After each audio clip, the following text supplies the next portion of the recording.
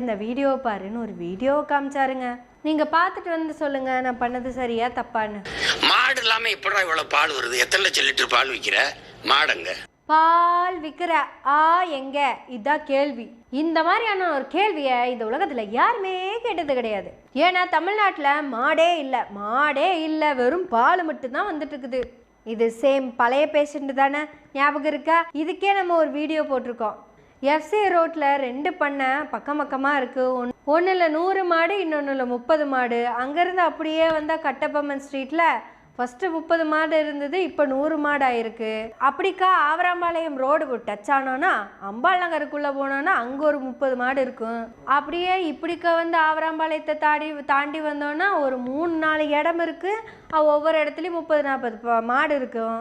இப்படி நான் சொன்ன வெறும் 4 கிலோமீட்டர் சரௌண்டிங்குள்ளேயே ஒரு 8 கிட்ட பால்